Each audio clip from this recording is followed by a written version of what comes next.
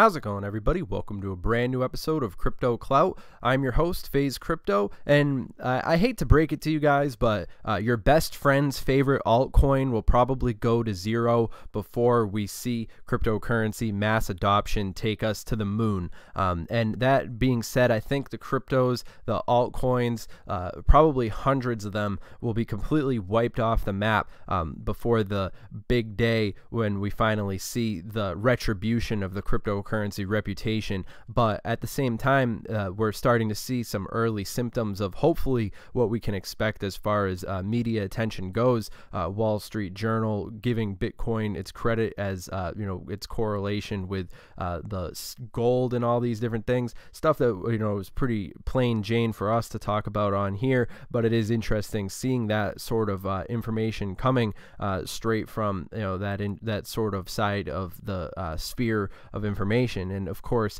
moving forward, I think we could be seeing some really exceptional things from Cardano as they continue to rule out, dish out what they have in store. And I think the ambition that Cardano has isn't going to be seen as overly ambitious as these things actually start to take their place in the real world. So this video, we're actually going to be talking about how Cardano is going to be playing into the overall context of what cryptocurrency represents as an overall change for society. Now, I understand when you talk about Ethereum, you talk about the evolution of what a cryptocurrency actually means. I would say logically Cardano is next. It's up next as far as what we can expect for all the cryptos that are essentially out of the top 100 on here. I'd say that as far as an altcoin that realistically has the potential to give Bitcoin a run for its money,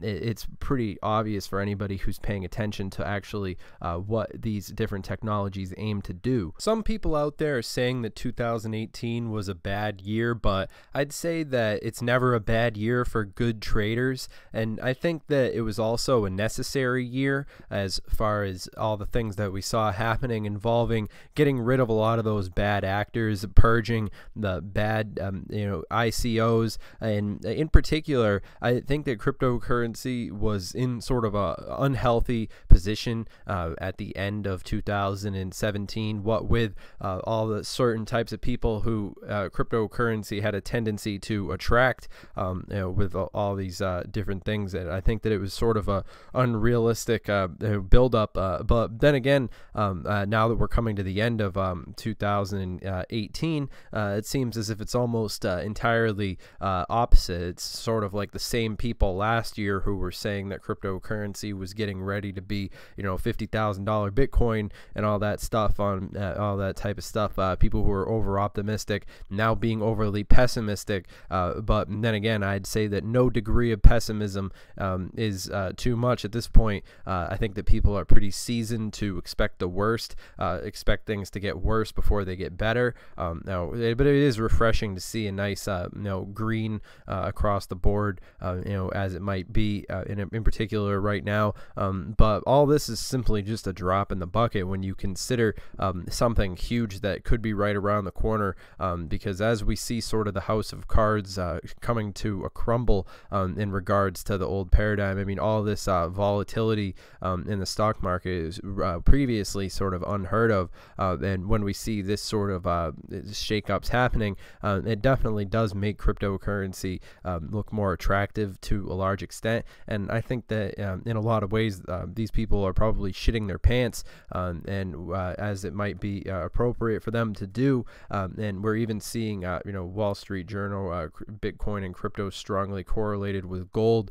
I mean, this is a pretty amazing introspective look into the way the public consciousness tends to evolve and begin to accept basically all these different things. Bitcoin's price correlates to freedom. I mean, kind of funny, and also interesting at the same time when we see a major news provider like the Wall Street Journal giving this sort of heads up to people. That we see a bunch of articles that get written, and after that they sort of digest the sort of keep bringing the same ideas down the pipeline line.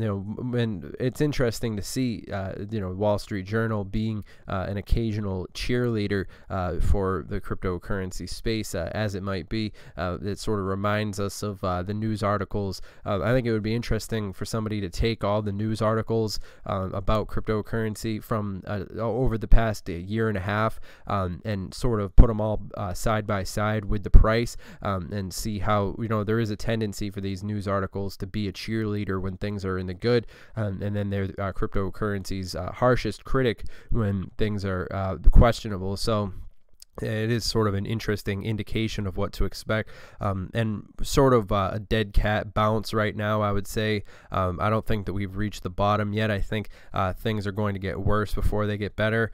That's just my personal perspective. I do hold out with a good perspective in the long term, but I wouldn't get overly optimistic as to thinking that this is going to be the bounce back that's going to basically take us into 2019. Overall, I think 2019 could essentially go one of two ways, but I think that essentially at its core, any of the cryptos in the top 20 are probably a shoo-in to at least survive. I think essentially we're going to be seeing probably hundreds, if not 1,000 altcoins will probably get completely wiped off the map, go to zero, and I think that Bitcoin will probably be one of the only exceptions that doesn't fit a certain criteria as far as action in the real world. The fact that Bitcoin's grandfathered in its whole reputation, and I think it is the whole aspect of the cryptocurrency philosophy would probably be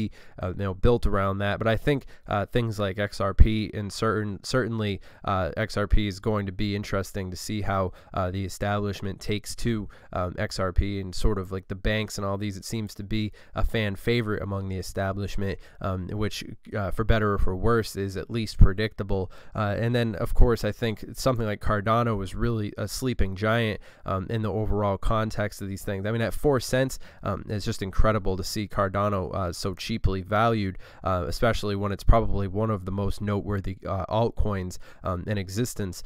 So definitely some very interesting things, correlating a lot of these different variables, very interesting on an really an international scale. And then of course with the atomic wallet, using the keys on January 3rd to proof of keys to basically advertise for Cardano. But yeah, so it's interesting to see how we can be expecting all these different developments. And I think that the vision is definitely there when it comes to Cardano. And I think this has been a good video. I think we've been able to cover a lot of interesting things about cryptocurrency. And one other thing that I'd actually just like to include at the end here is basically, when it comes down to smart contracts, I think that what we saw happen with Ethereum over 2018 and all these different things, it's very interesting to see something with the ambition of Cardano and all these different things. And I think it is potential in store to see Cardano being the Ethereum killer, in particular, especially in the way that the pendulum's going to swing. The paradigm shift is before all these different things have to happen. We're certainly going to have to see a lot of different things happening, in terms of regulations and all these all sorts of stuff. So regularly speaking, I think Cardano's up next when it comes to 2018. It's one of the most ambitious, I think, projects that actually has an idea of what's going to be possible as things really get ramped up and going. And I think that they're leveraging the audience and community in a way that's really noteworthy in the cryptocurrency space. And I think it's going to push them forward as we explore the next the first quarter, second quarter of 2019. So all that being said, I hope that you guys have enjoyed this video. Make sure that you guys follow us on Twitter. That's at CryptoTuber. And remember, obviously, this video is for entertainment, educational purposes only.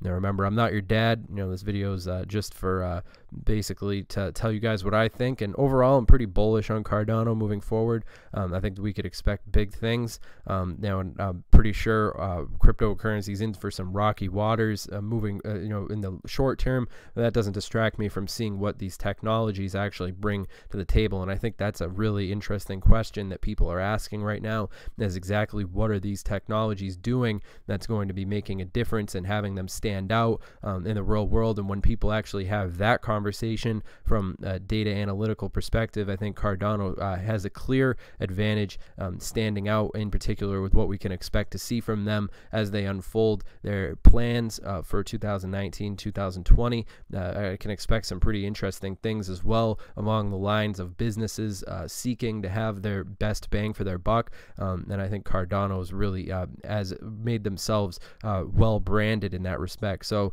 that's all for now. Stay relevant, everybody. Hope you guys have enjoyed this video, and I will see you guys next video. Have a good one.